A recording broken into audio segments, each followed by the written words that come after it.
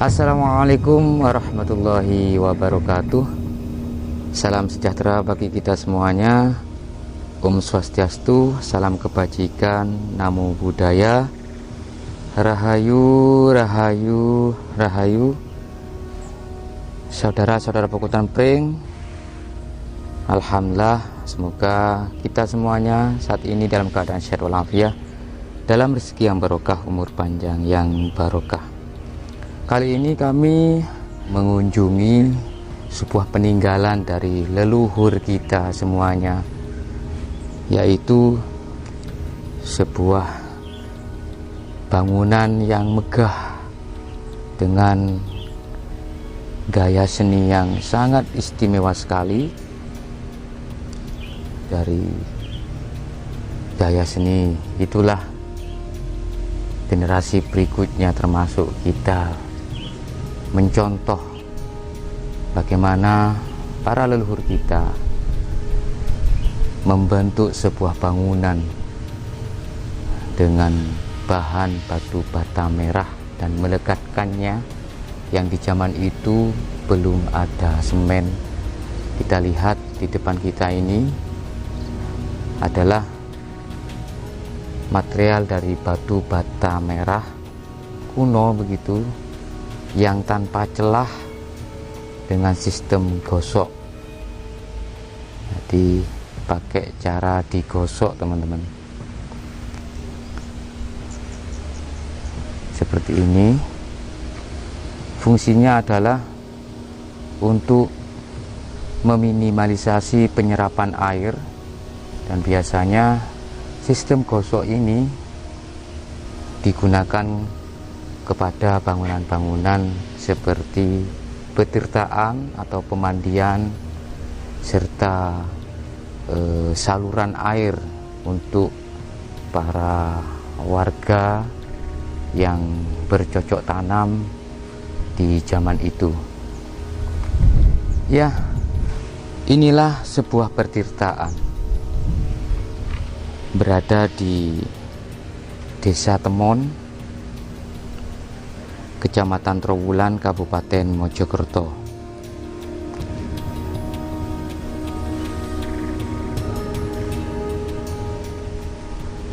Dulu di tahun 1914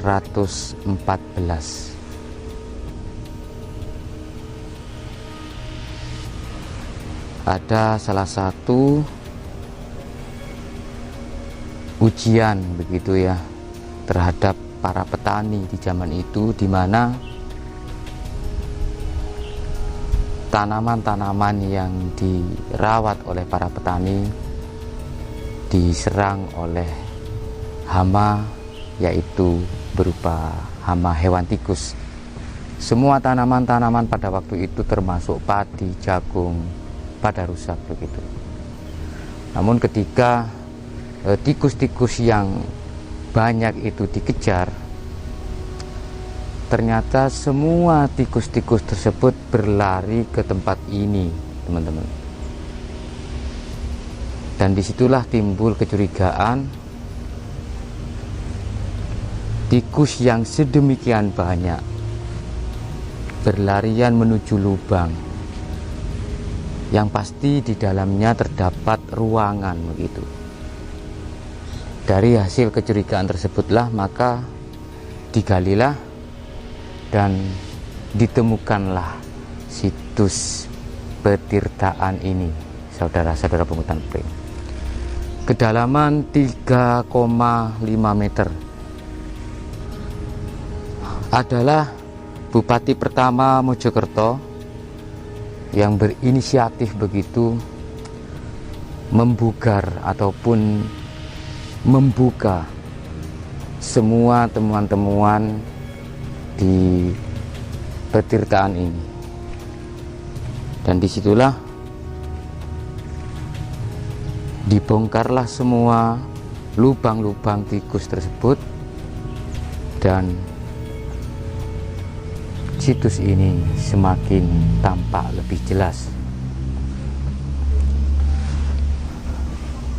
Pada tahun 1984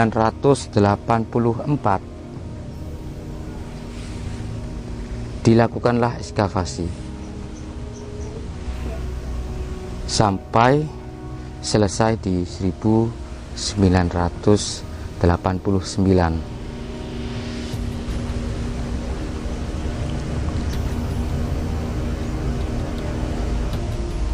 Secara keseluruhan, bangunan ini merupakan bangunan petirtaan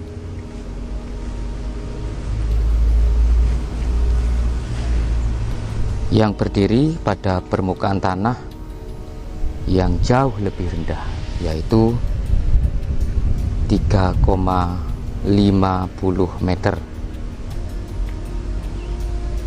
Untuk mencapai lantai, kita harus menuruni tangga begitu. Ini adalah tangganya.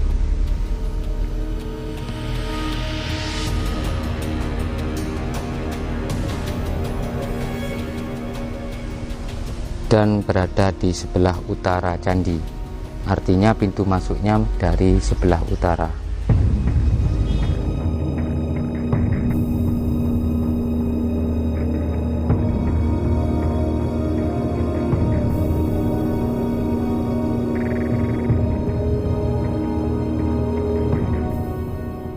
Ada 14 anak tangga dari arah utara masuk begitu ke arah selatan.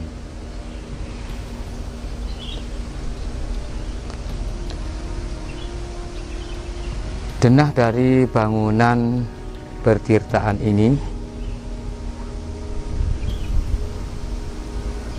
berbentuk bujur sangkar dengan ukuran 22,50 kali 22,50 meter dan tingginya keseluruhan adalah 5,20 meter.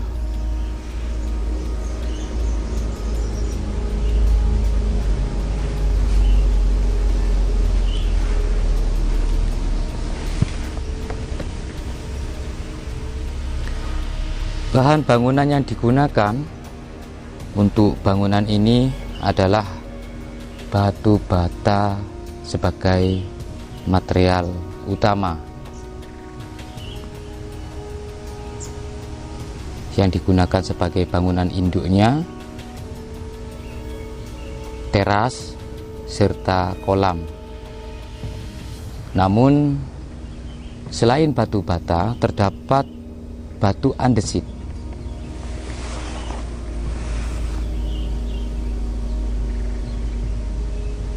Nah, ini batu andesitnya, saudara serbukutan pring.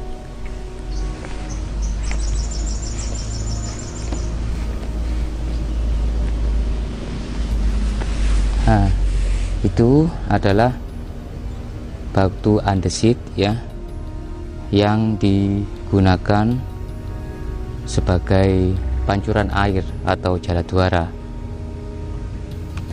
Dulu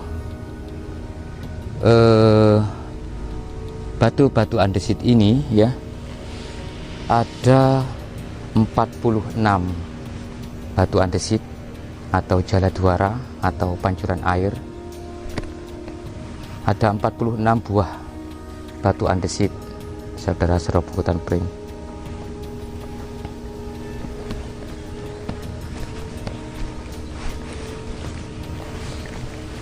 Nah, ini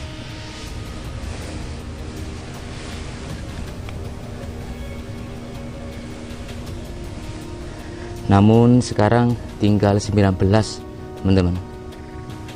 Tinggal 19 pancuran dan yang lainnya disimpan begitu di Museum Trowulan. Bentuk-bentuk dari pancuran ini berbentuk makara dan padma atau bunga teratai. Nah, seperti ini saudara serbukutan pring. Ini dari batu ya, yang ditempelkan begitu ke batu bata merah dengan berbentuk padma atau bunga teratai.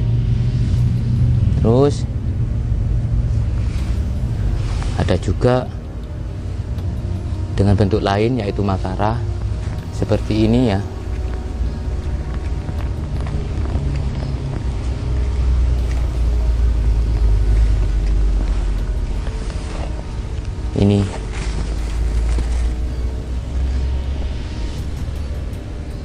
cantik kan?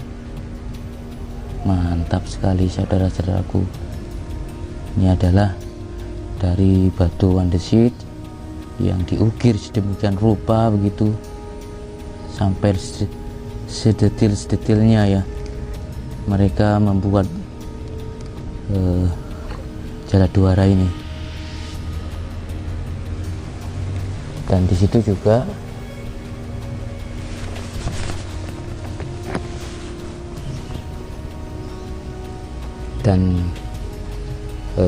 tinggal 19 buah yang asalnya 46, sisanya itu disimpan di Museum Trowulan begitu. Di samping pancuran terdapat pula saluran air masuk begitu ya, karena ini merupakan petirtaan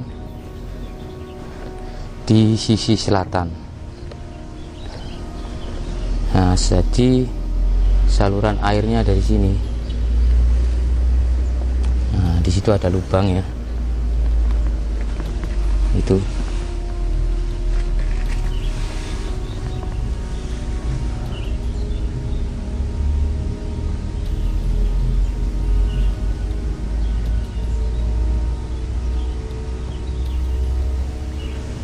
Nah, saluran air ini di sisi selatan ini berada di belakang dari bangunan induk candi.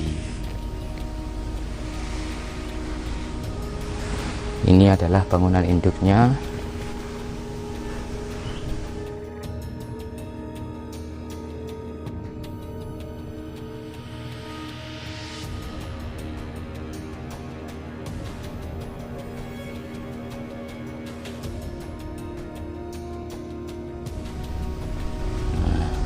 Ada lubang-lubang kecil begitu.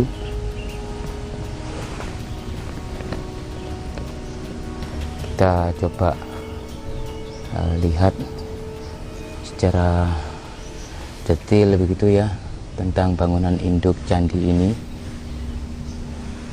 Dan saat ini kami menghadap ke utara, berada di selatan dari bangunan induk yang terdapat saluran masuk begitu, saluran air masuk.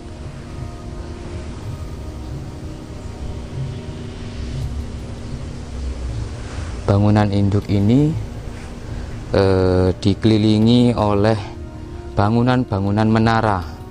Pada teras pertama terdapat 8 menara. Ini adalah menara-menara kecil begitu ya.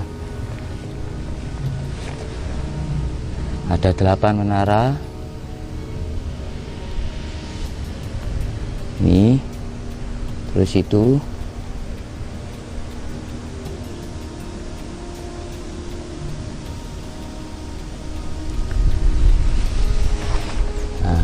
ini juga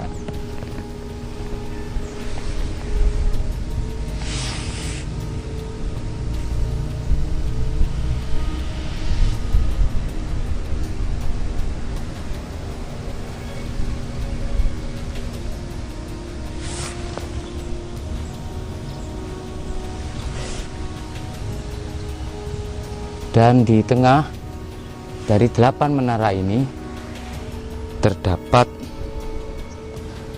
menara lagi begitu.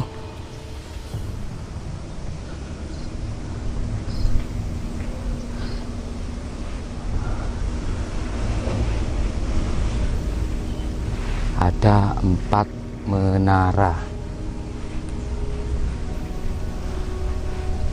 Oke.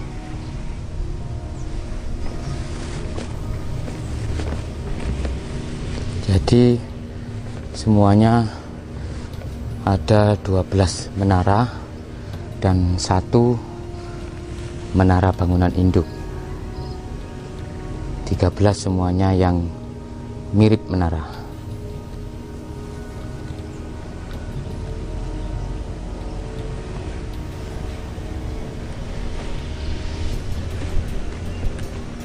Saudara-saudara Bukutan Pring, ditinjau dari sudut arsitekturnya ya, Candi ini mengingatkan pada penggambaran konsep mikrokosmos yang berpusat pada Gunung Mahameru. Di puncak gunung tersebut, para dewa bersemayam dan air yang mengalir dari Mahameru dapat dianggap sebagai air suci amerta.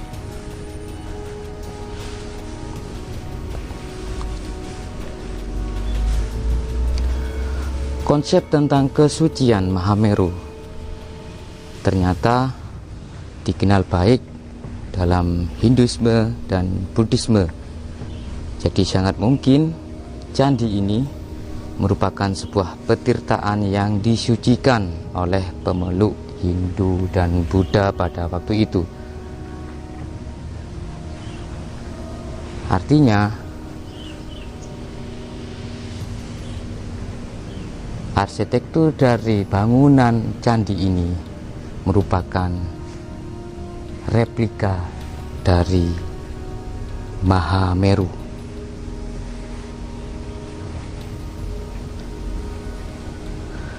Yaitu bentuk bangunannya yang makin ke atas, makin kecil begitu, serta bangunan induk seakan-akan ada puncak utama di sekeliling oleh 8 puncak yang lebih kecil.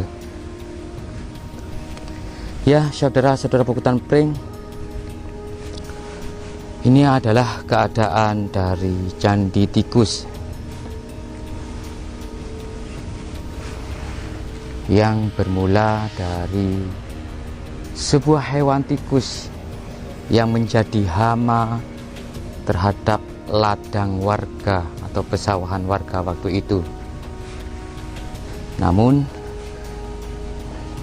dari banyaknya tikus-tikus yang merusak tanaman pada waktu itu, saudara-saudara Pukutan Pring, ternyata menjadi sebuah berkah terhadap khususnya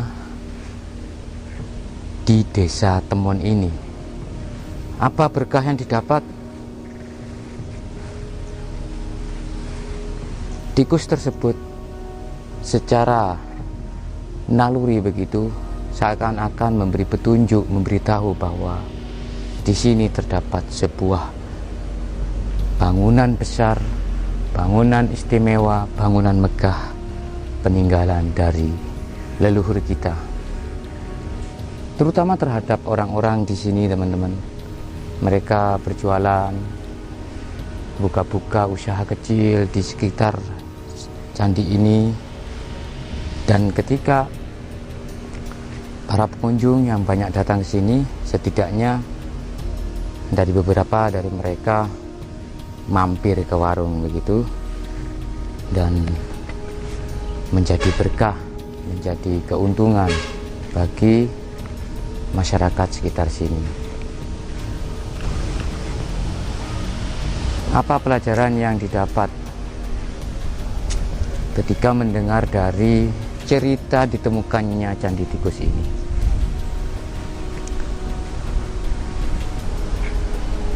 Dari saya pribadi yang saya tangkap adalah ternyata di balik sebuah ujian terdapat berkah yang sangat besar. Contohnya adalah ditemukannya Candi Tikus ini. Berawal dari hama yang melanda para persawahan warga waktu itu. Namun di balik itu ternyata ada candi yang ingin dimunculkan, yaitu Candi Tikus. Oke, saudara-saudara Pukutan Pring, semoga bermanfaat. Dari sini kita banyak belajar tentang bagaimana cara mereka membuat bangunan ini. Setidaknya kita mencontoh cara yang dilakukan oleh para leluhur kita. Terus kedua, dari gaya seninya juga kita juga bisa mencontoh bagaimana mereka membuat gaya seni dengan replika dari Mahameru itu seperti ini begitu. dan sebagainya. Salam budaya Nusantara, tinggalkan perselisihan, sambung persaudaraan. Wa'afu minkum. Wassalamualaikum warahmatullahi wabarakatuh. Rahayu.